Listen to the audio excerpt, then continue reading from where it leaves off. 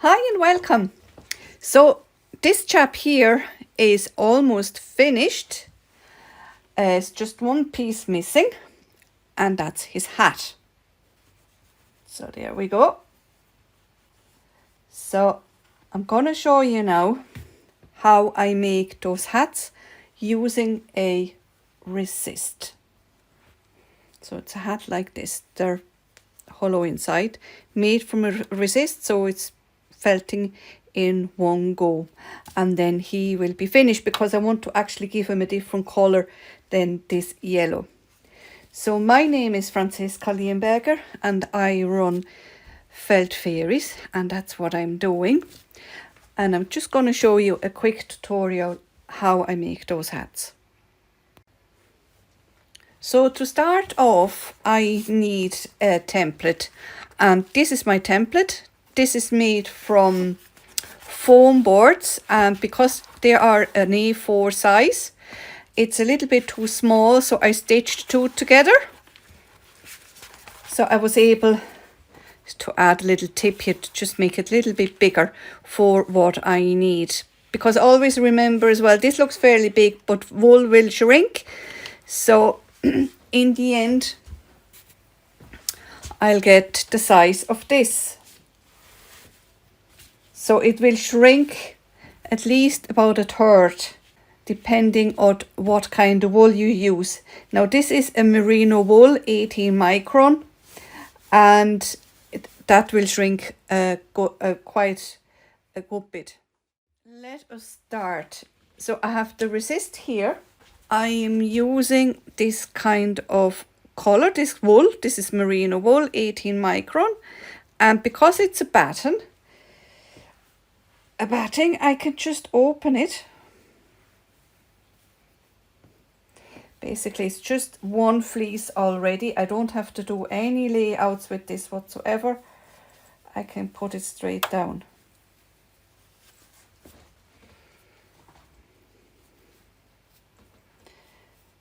Now it's way too big.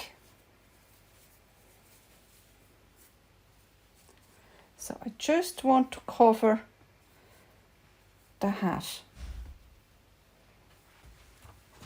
So whatever have too much, I take that off,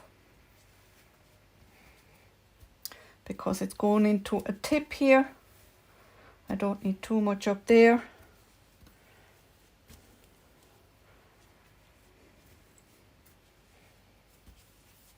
And I need a little bit down here, so I just cover this part. And I have too much down here as well.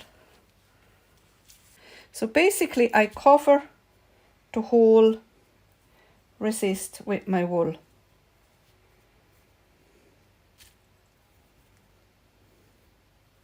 And I don't want to make the hat too thick, so I'm not using an awful lot of wool. Just a nice layer to cover everything. And I'm actually going to put over a second color as well, which is a darker green, just to give it a bit of a pattern. So the more wool I add, the thicker it will get, obviously.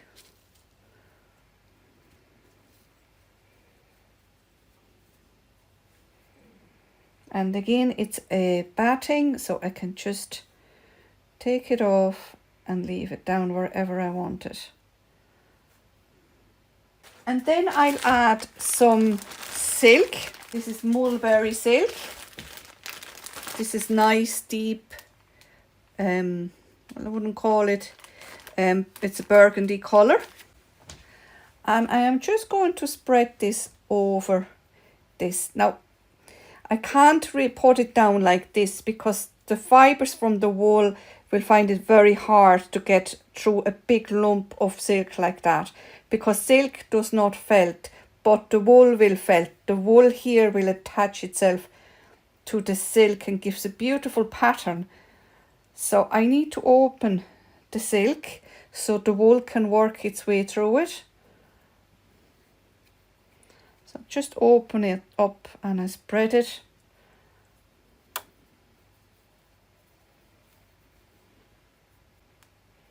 Like that. And I want a second colour, which is this one here. It's a bit of a light pink, and again I just add it over it.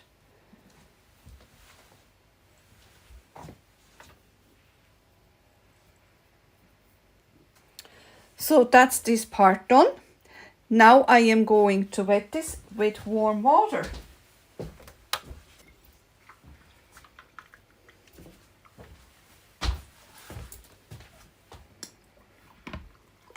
So I have here my water sprinkler, and I'll wet this with warm water that's warm to touch but won't burn your skin. And I wet it. And because the water is coming out really soft with those water sprinklers, the design will stay in place. If you just add water with a jug, I would cover it like this, what I'm doing here.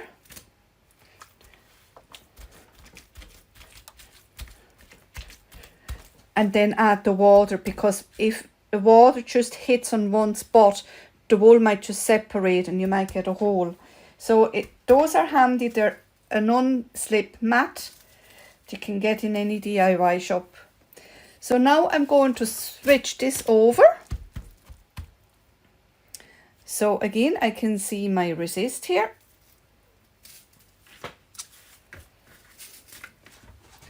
And I can see this is still not wet enough here.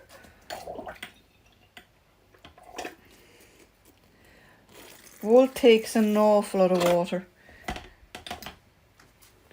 And then I fold in whatever is overlapping. I'm folding this in.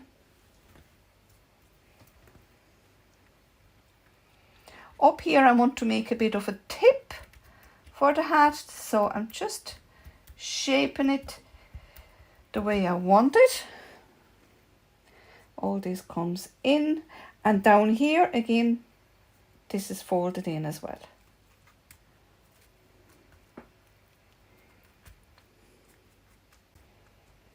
So, and now I just have to cover this part here with wool.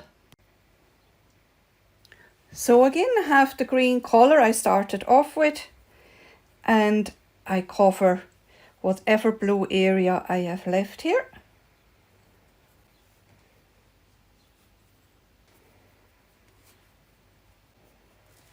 As I want the same pattern on this side as well.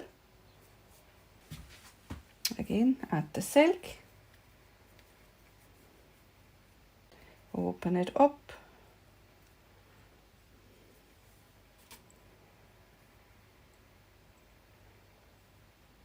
this purple one as well.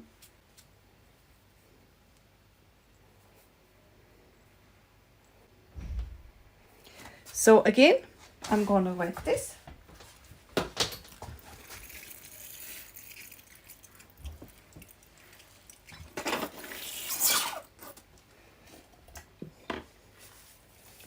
And again, I cover it.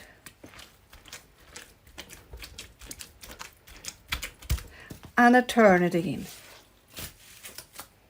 Because I may have again, you see, some wool overlapping. So again, I fold this in. The silk as well, fold all in. Rearrange the tip if you have to.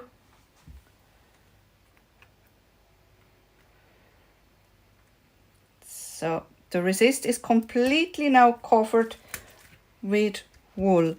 Now I can see down here a bit of blue from the resist. I'm just going to lift this up a bit. It's just down here is a little bit blue I can see. So I'm just going to add some more wool there, because otherwise I probably will end up with a hole. It wouldn't be the end of it, because I have an opening here anyway, but I'm just gonna add some more wool. So I'm adding a bit more wool here into the corner, just to make sure that I don't have a hole. Again, because this piece is already fairly wet. Didn't take it all. Wet it again. And now I have to do the other side, so I'm just going to flip it around again.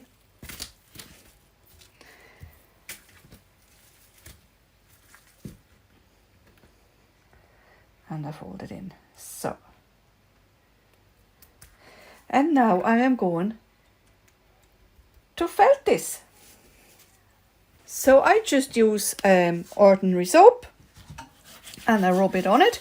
And because I have this non-slip mat, I can run the soap very easily over it. The wool won't shift. And I can add my soap this way. And I can rub it.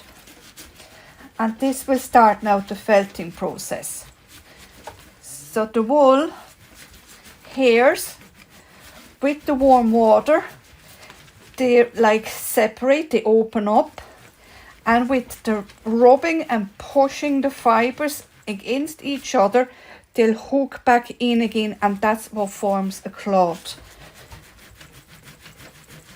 And with the pushing and shoving the wool into each other, the wool will also shrink. And the silk that I have in there will shrink. No, the silk won't shrink, but it will incorporate itself into the wool because the wool will work its way through the silk. So when I open this now, you can already see a difference. See how the silk already starts to latch on to the wool, or the wool to the silk rather. So I'll give this a little bit more. And then I turn it around. And the same on this side. Add my soap. I prefer soap. Some people use washing up detergent. I prefer a mild soap. And the soap helps with the felting process, but the soap mainly makes the wool slippy, so you can push the fibres easier through it to make it felt. And then I can open it up. And once it starts to felt, I can just do it with my hands over it. I don't need to resist, but it depends how well it has felted already.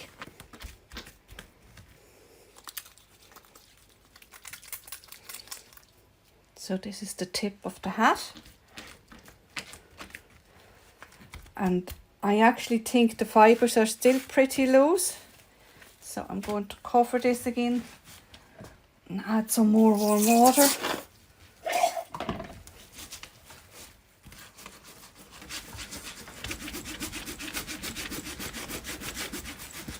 And again the other side.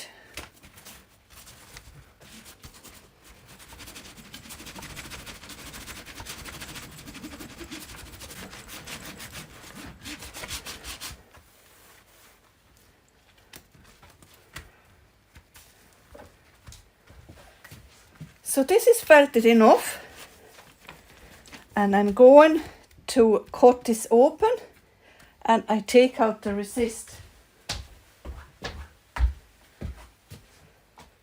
So with the scissor, I'll open this up.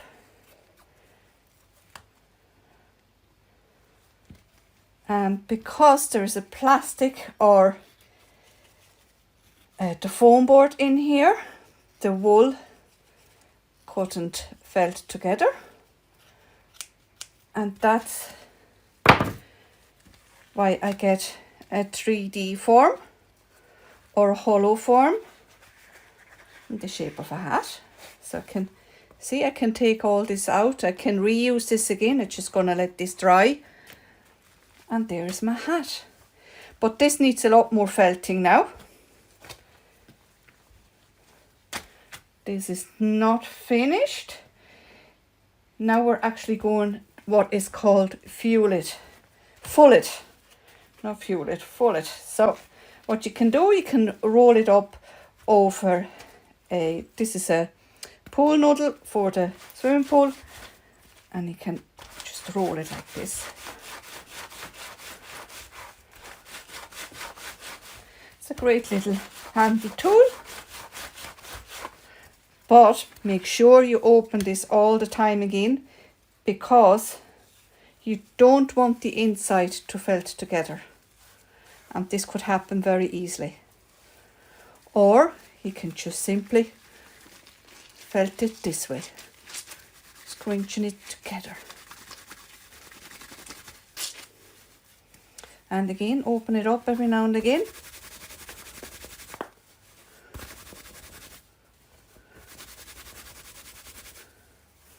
There's loads of different ways of, once your wool is coming together and it felts nicely, how you want to full it, felt it, finish it off. It's a little bit like cooking, like baking. You know, you have to follow a principle of a recipe, but we can adjust it to our liking. The pool noodles are great, especially for really big projects, because you can roll them up. Something as small as this I usually do just like this in my hand.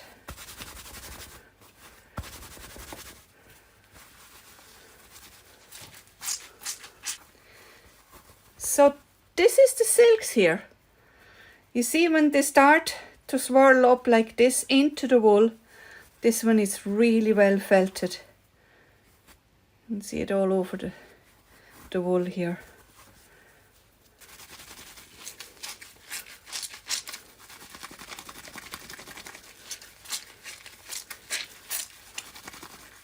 So this is nearly done now. So I suppose I'm making a hat here now for one of my leprechauns. But if you make this big enough, this could even be a hat for yourself.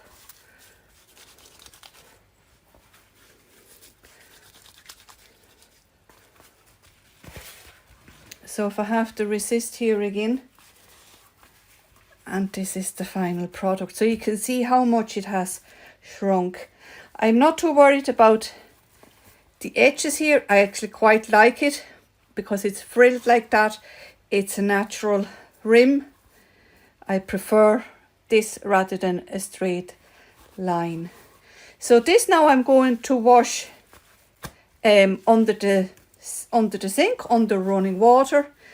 Rinse it well out because there's a lot of soap left in it. And I'm also rinsing this out in vinegar parts water. So it's about 5 parts vinegar to 1 part water. And then I just let it dry. And then it's ready for the leprechaun.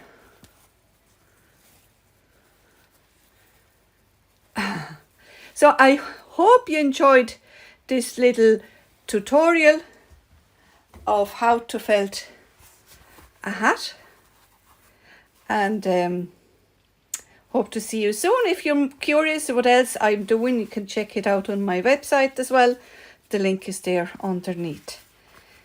Thank you very much for watching.